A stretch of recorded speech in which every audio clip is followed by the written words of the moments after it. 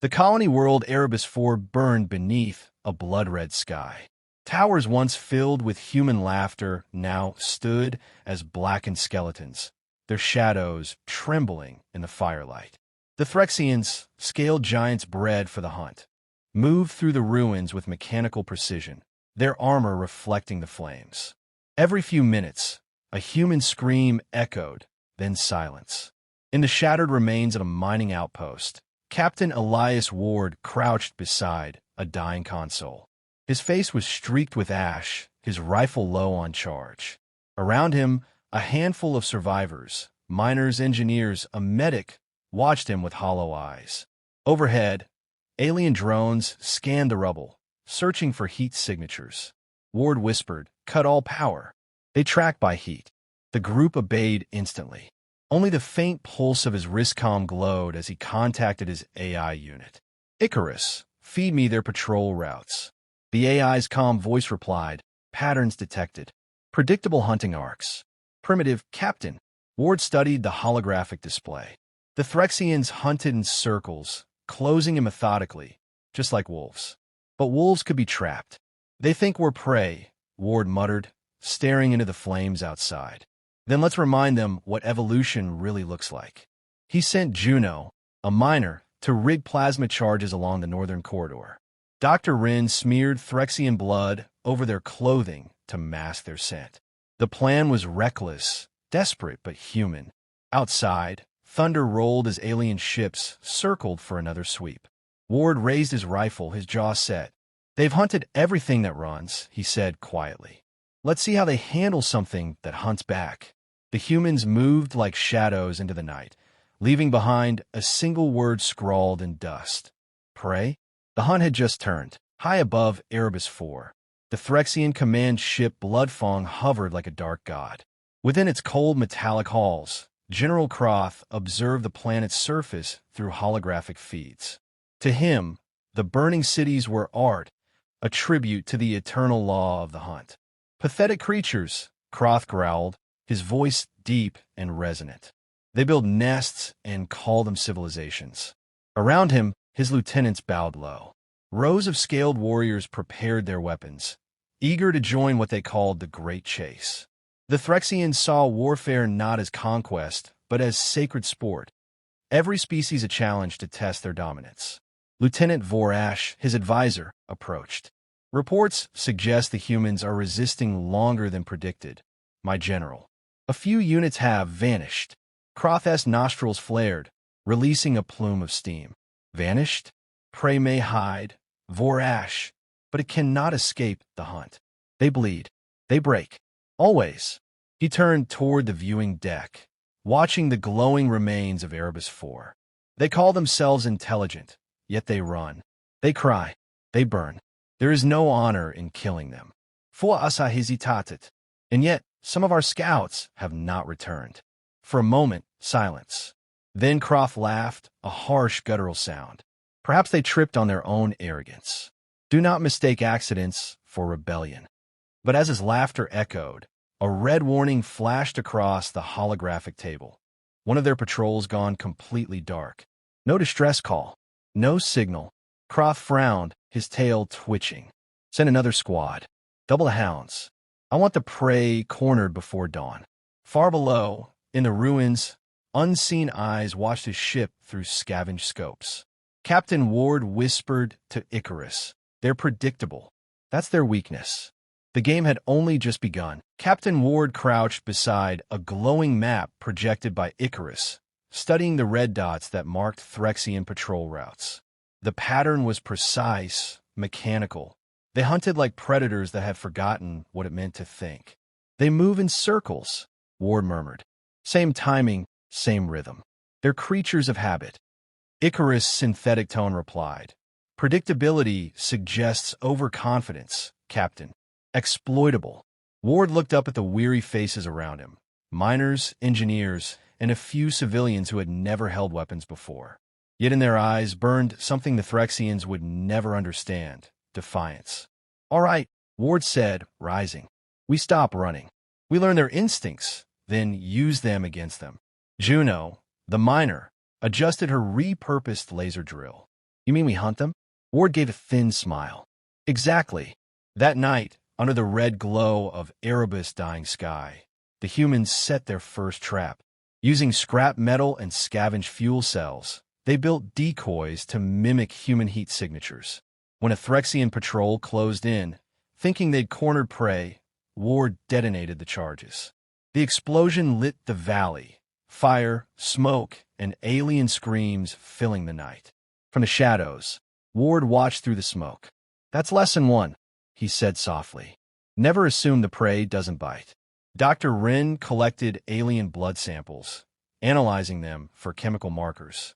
Their pheromones broadcast dominance. We can use that, mask our scent, confuse their sensors. Ward nodded, determination hardening his expression. Good. We'll turn their own biology against them. For the first time since the invasion began, the humans weren't running. They were adapting, faster than the hunters could comprehend. The predators had become students, and the prey were about to teach. Smoke rolled through the ruins of Erebus City, mixing with the stench of alien blood. The latest Threxian patrol had vanished. Every warrior slaughtered, and their armor left hanging like trophies. Panic began to creep through the ranks of the so-called hunters. Aboard the command ship Bloodfang, General Croth slammed his clawed fist into the control table. They defile the sacred hunt. This mockery cannot stand. Lieutenant Vorash knelt before him. Our squads report traps, ambushes with explosives and human mimicry. They move unseen, General, like predators. The word stung Croth's pride. Predators? These fragile bipeds. He snarled. They're prey that forgot their place. Burn the ruins. Leave nothing breathing. On the surface, Captain Ward listened as the bombardment shook the ground. The humans had taken refuge in an underground tunnel system, deep beneath the collapsed mining zone. Every tremor rained dust and stone around them. They're angry, Juno muttered. Ward smirked. Good. Anger makes them sloppy. In a hidden chamber, Icarus flickered to life, displaying fragments of Threxian transmissions. Enemy morale declining. Language markers indicate fear. Dr. Wren grinned. Predators don't know how to feel fear. Until now, Ward examined a captured Threxian plasma rifle, already stripped and modified with human wiring. We're not just surviving anymore, he said. We're evolving. That night, they struck again, silent and surgical. The humans infiltrated a Threxian command post, eliminating every alien within minutes. On the walls, they left a single message scrawled in glowing alien blood. Who's hunting who? When the message reached Croth's eyes, his scales shivered. For the first time in his life, the great hunter of the Threxian Empire felt the cold edge of prey's fear. The tunnels beneath Erebus-IV pulsed with new energy. What had begun as a desperate band of survivors was now an organized strike force. Using salvaged alien tech, human ingenuity, and sheer stubbornness, Captain Ward had turned chaos into strategy. Juno crouched beside a workbench, welding fragments of Threxian armor into a makeshift exosuit. Not pretty, she muttered, but it'll take a plasma bolt or two. Dr. Wren worked nearby, analyzing vials of alien blood. Their immune system reacts violently to heat. We could weaponize that, use their own biology against them. Ward nodded. Do it. Every edge counts. Icarus projected intercepted transmissions in flickering light. Threxian commanders report increasing losses. They classify humans as anomalous prey. They do not understand your unpredictability. Ward allowed himself a grim smile. They never will. That's what makes us dangerous. With Icarus' help, they hijacked a Threxian communication relay. For hours, Ward listened to enemy chatter, disorganized, frantic, terrified. The Threxians no longer hunted. They reacted. That night, the humans launched a coordinated assault. Hybrid weapons, part human, part alien, blazed through the fog. Drones, rebuilt from mining bots, detonated inside enemy camps. The Threxians' disciplined ranks broke into chaos. As the last explosion faded, Ward's voice carried over the comms. They called us prey, but prey that adapts becomes predator. He stared into the burning horizon, exhaustion mixing with grim pride. "We're not fighting for survival anymore," he told his team. "We're proving what humanity really is, an apex species that never stops learning." Icarus' digital eyes glowed softly. Designation confirmed. Apex unit. Ward holstered his rifle. "Good. Then let's make sure the galaxy remembers the name." Humanity had evolved, and evolution had teeth. Dawn bled across the shattered forests outside Erebus City, painting the sky in fire and ash. The Threxians swept through the ruins in formation, hunting for what remained of humanity. But their sensors flickered, their scanners failed. The prey had learned how to disappear. Hidden among the trees, Captain Ward watched through a cracked scope. His team waited in silence, their faces streaked with soot and alien blood. The forest was wired with traps, sound lures, and motion mines. Every fallen leaf, every broken branch, was bait. "Icarus," Ward whispered status. Threxian squads converging, unaware of ambush. Probability of confusion, 89%. Ward smiled. "Let's make 100. He triggered the first lure. High-pitched pulses mimicked Threxian distress calls. Confused, the aliens broke formation, turning on each other as sound traps echoed through the valley. From the ridgeline, human rifles opened fire, plasma rounds and explosive bolts tearing through armor. The aliens roared and charged, but the ground beneath them erupted. Mining explosives, buried in advance, shredded the front line. Smoke and screams filled the forest. Ward and Juno led the final strike, flanking the survivors into an abandoned mining tunnel. There, he detonated the plasma or veins, collapsing the passage in a blinding blue inferno. Silence followed, broken only by Icarus' calm tone. Enemy casualties, significant. Human casualties, minimal. Ward exhaled slowly, lowering his rifle. "That's how we hunt," he said. As the survivors regrouped, the remaining Threxians fled into the wilderness, terrified, disoriented. From above, the Bloodfawn recorded the battle. For the first time, Threxian Command logged a phrase never before used in their history files. Threat classification update. Humans, predatory species. The prey had vanished. The hunters were running. Word of the uprising spread like wildfire through the Threxian ranks. Patrols refused to leave their camps at night. Scanners reported shadows that moved too fast, too clever. The hunters had become the hunted. On the surface, Captain Ward led a coordinated resistance across Erebus-IV. What had started as scattered cells of survivors was now a unified assault. Human-made signals echoed through the ruins, coded beacons calling for strikes and ambushes. Every skirmish ended the same way. Aliens dead, humans gone, no trace left behind but the mark a cross-sword's P carved into the walls. Apex Protocol. From orbit, General Croth watched his empire unravel. His pride curdled into rage. "Enough of this shadow war," he snarled. "I will end it myself." He descended to the planet's surface with his elite hunters. Colossal warriors bred for close combat. When his dropship landed amid the wreckage, Ward and his squad were waiting. Croth's voice thundered across the battlefield. "Face me, human. Prove your delusion of strength." Ward stepped forward, rifle slung across his back. "You still don't get it," he said calmly. "Predators don't fight fair." At his signal, explosions tore through the ruins. The ground shook, collapsing into molten or pits. Croth lunged through the flames, his claws slashing, but Ward was faster, agile, calculating. He dodged, feinted, and drove a plasma blade into the alien's chest. Croth staggered, disbelief twisting his features. "You are monsters." Ward met his gaze coldly. "No, we're human." The alien general fell, his body sinking into the molten pit below.